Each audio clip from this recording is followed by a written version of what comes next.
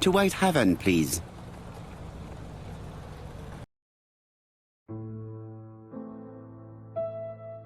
Cust's arrest is a great success for you, Poirot. It's all clear now, except maybe one or two details. Details.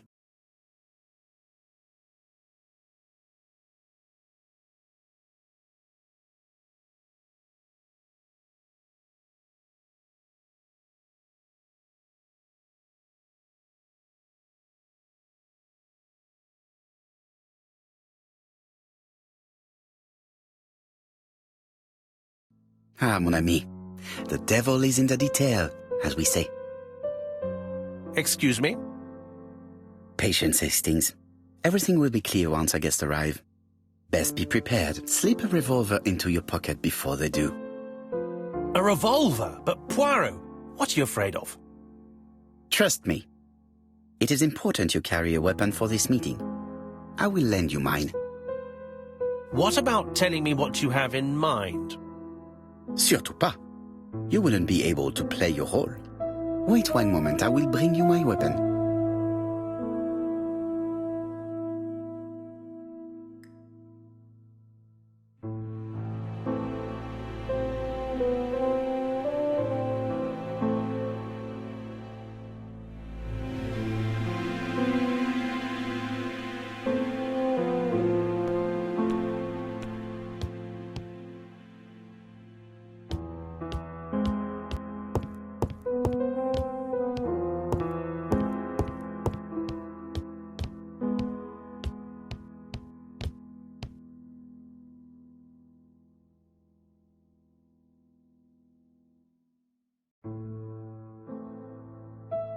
Churston, Devon, population 500 inhabitants.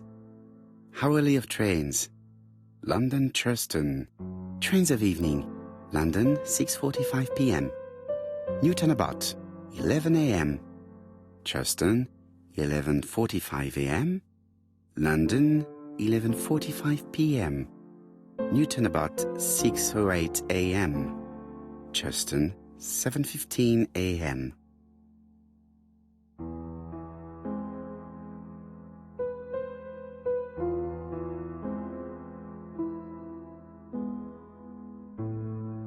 Hastings' photo album. He is very proud of his bag.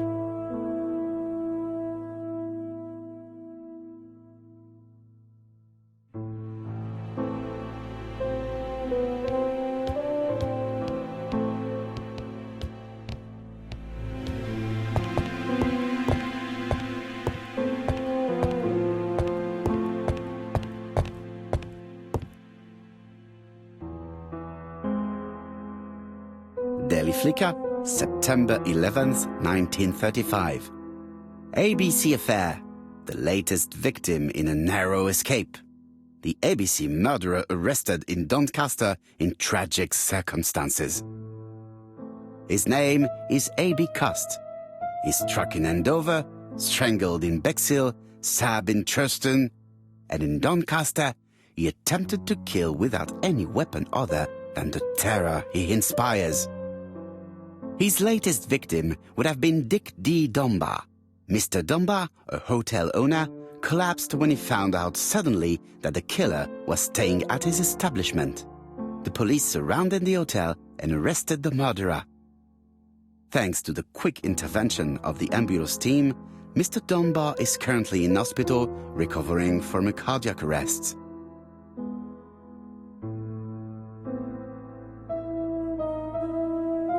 The Lancet, September 11th, 1935.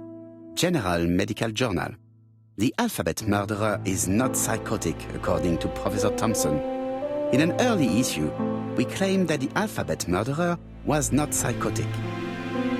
Our assertion has just been confirmed by Professor Thompson, a Scotland Yard expert, who has spoken to the prisoner at great length.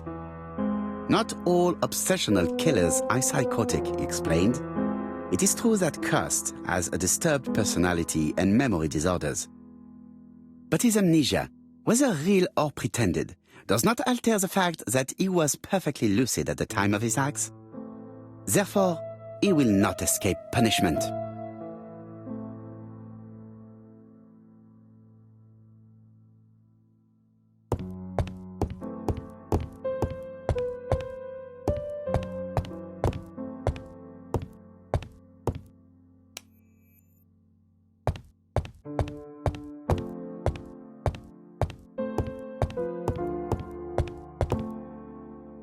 The white ammunition are blank cartridges. The others are real bullets. The revolver is loaded with real bullets. I still have time to choose blanks. The revolver is loaded with blanks. I still have time to choose real bullets.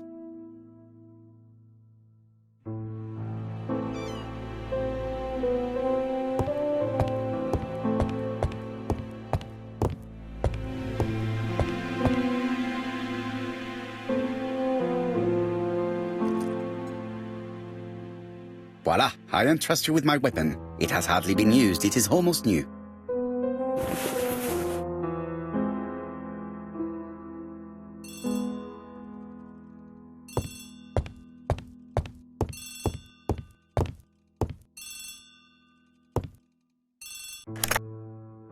Chief Inspector, is that you? Yes. Sorry, but we haven't found anything. Have you checked the typewriter? And the packaging, the letter, and the ribbon reel. We've only found prints left by Cust and his landlady. Well, never mind, I shall make do. So, are you still going to hold your meeting? Of course, Chief Inspector. I can hear my guest coming up the stairs. Why have you brought us here, Mr. Poirot? Since Cust's arrest, I thought it was all done and dusted. Miss Gray formally identified him, as well as Miss Barnard. Yes, and the stockings he saw drove the same brand as the ones found at my aunt's. This is all true. However, a case is not closed if some questions remain open. And one question is, why did the murderer send me his letters? Why did he challenge me, Hercule Poirot? Perhaps he wanted to play with you, to taunt you. Xenophobia? Maybe he didn't like you because you're foreign. I may be wrong, but maybe by provoking you, he was looking for glory?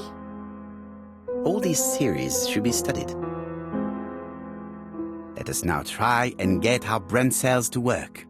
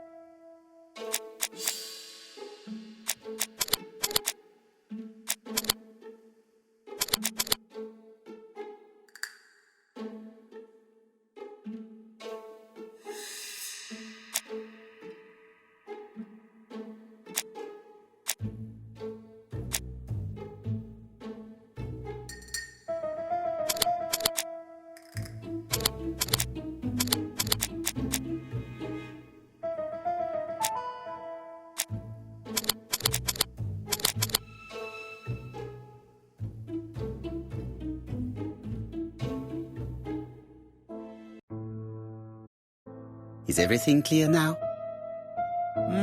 You might like to explain your reasoning again. Of course. First of all, remember that the murderer made it a rule to always post his letter before the murder. He never digressed from that rule. However, in Churston, he encountered a problem. The village has only 500 inhabitants. With advance warning, it would be easy to arrest him.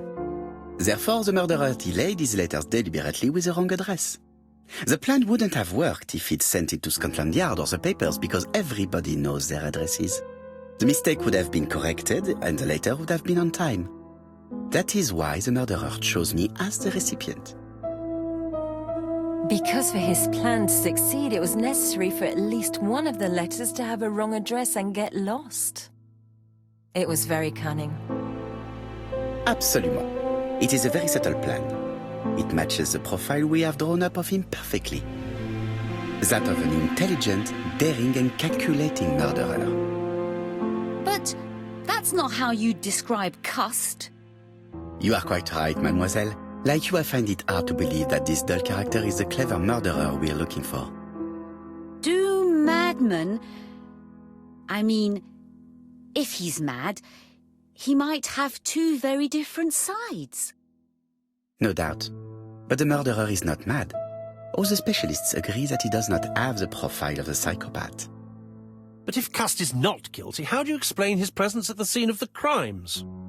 Mr. Clark, the answer to your question is in the medical records of your brother's patients. Documents which Cust most certainly did not have access to. Let us now try and get our brain cells to work.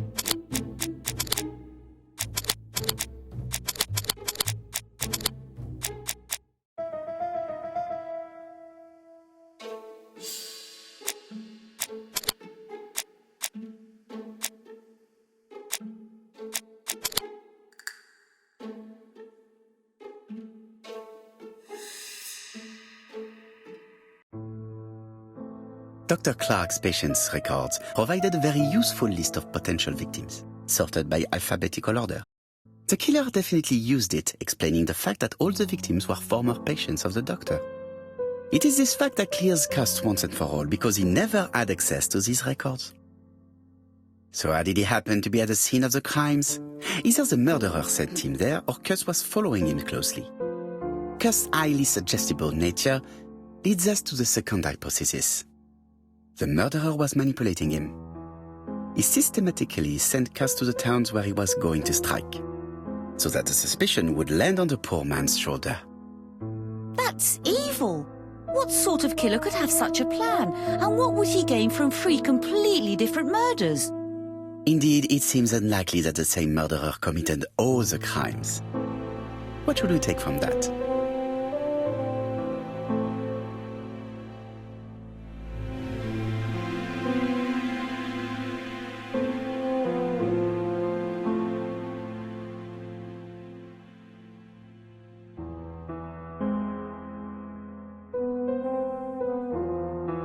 Just one murder was of benefit to the murderer, the others were just diversions.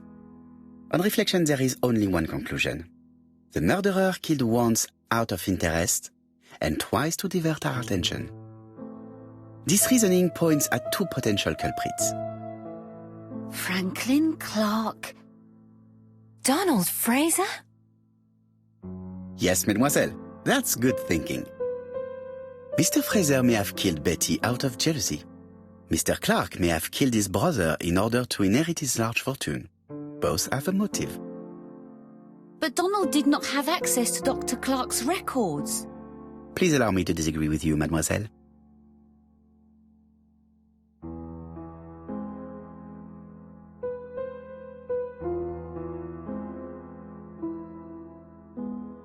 He works for Court and Brunskill, one of whose clients was Sir Carmichael. It doesn't prove that I went to Comeside. You could have done it, and you may have used the opportunity to take a look at Sir Carmichael's records. You think I'm guilty? You or Mr. Franklin Clark? That's ridiculous. Both of you have a motive. The question is, which of you has the profile that most resembles the murderer? Let us now try and get our brain cells to work.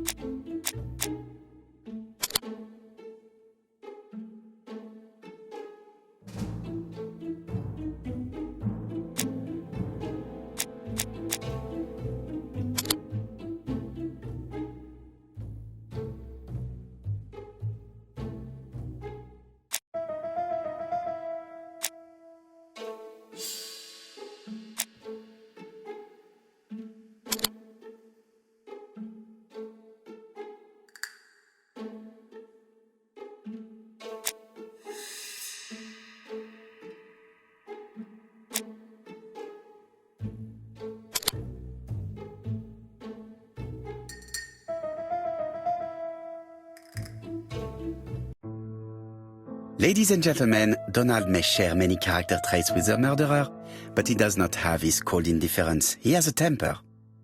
It is hard to imagine him planning anything. Also, jealousy is his motive, and crimes of passion are rarely planned. Right, I suppose it's my turn to be subjected to the same scrutiny. Absolument, Mr. Clark. Let us now try and get our brain cells to work.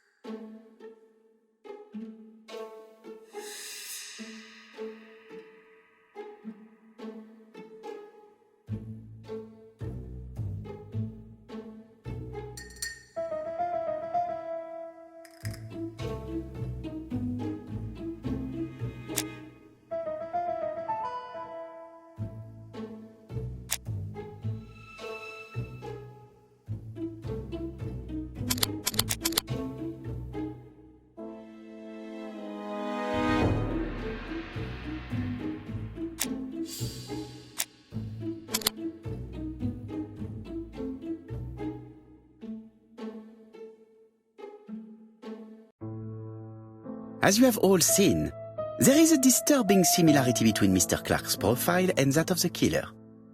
In actual fact, it is exactly the same.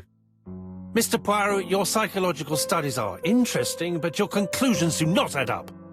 Why would I have wished my brother's death? The inheritance is lawfully mine. I just have to wait. No, you had to act quickly.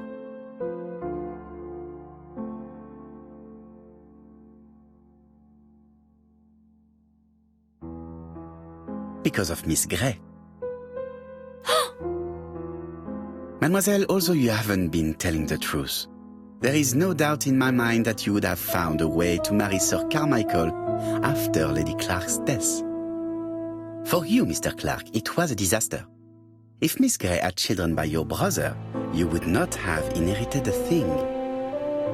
You realized the danger after reading several letters from Comside, especially one in which your brother opened his heart to you. So you hurried home from China? and you took action. In truth, Cust was no more than a puppet manipulated by the real culprit. You, Mr. Clark. Such an imagination, Mr. Poirot. In fact, nobody manipulated Cust. The famous instructions he received by post. He wrote them on the typewriter. We know that for sure. Oh no, you know perfectly well. That is not true. Eh bien voilà, light has now been shed on the ABC murders. Your theories are ingenious, but you haven't any proof. One point to him. For the moment, I have no material proof. Either I admit to it, or I bluff.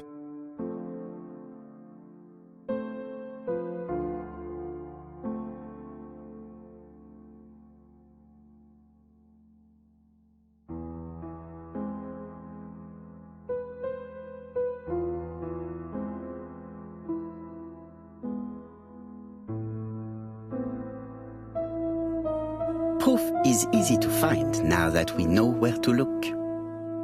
You have nothing on me. You're bluffing, Mr. Poirot. Come on, Thora, there's nothing for us to do here. Don't touch me. Thora! I understand why you never wanted to lend me your new typewriter, and why you were searching through your brother's things. And the hole you dug on the moors. What did you hide there? The knife you used to kill your brother? All right. Well played. I lose. The game's up.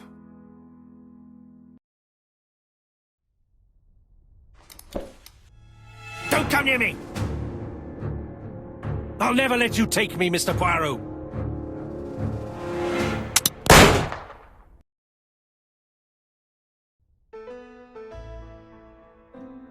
I'm sorry, Mr. Clark, there is no easy death for you. I expected your reaction, so I used blanks. I'm sorry, mademoiselle, but your second chance has been lost. Franklin Clark will never inherit his brother's fortune.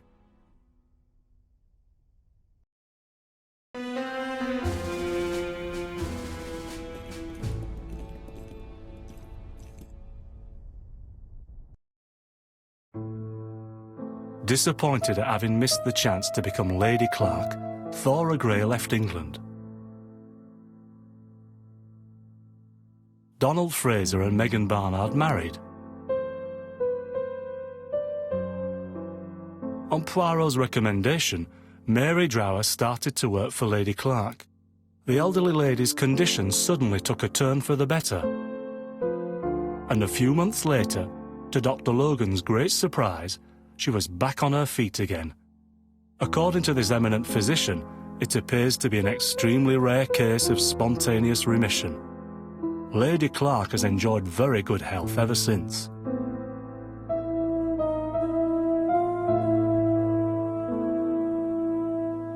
Journal of an Innocent, the incredible story of ABC. As for A.B. Cust, after being advised by Poirot, he made a great deal of money by selling his story to the press. And as for me, and with business booming, the Black Swan has become the #1 tourist attraction in the whole of Yorkshire, even more popular than York Minster.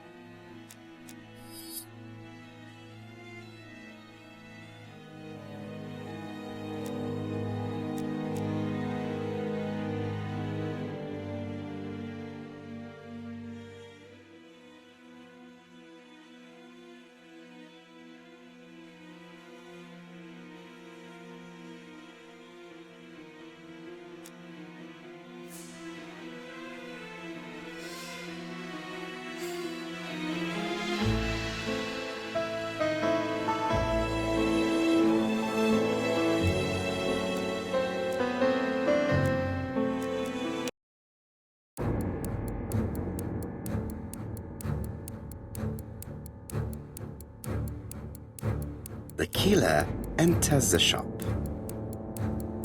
Mrs. Asher turns around to greet her customer. The murderer asks her for some tobacco. She turns her back to him. He seizes the opportunity to strike her. He then places the ABC upside down before leaving. Everything appears to match the crime scene, mon cher Hastings. That is exactly what happened.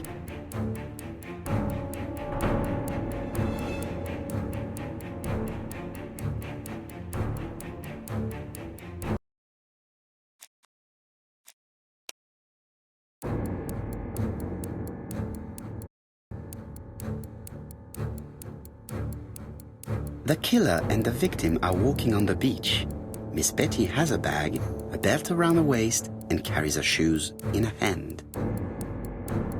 Both of them walk slowly to hut number 5. Both of them walk slowly to hut number 6. Miss Betty enters the hut.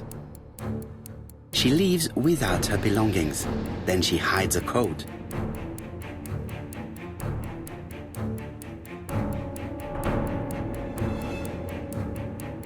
They keep walking. Then she removes her belt. The murderer moves behind her and then attacks her by surprise. The body falls, lifeless, on the sand. Everything appears to match the crime scene, mon cher Hastings. That is exactly what happened.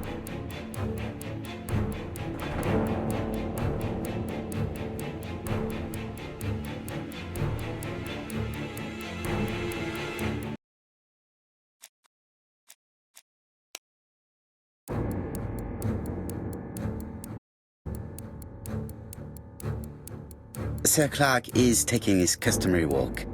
Our killer is hiding behind a bush. The old man walks quietly along the gravel path.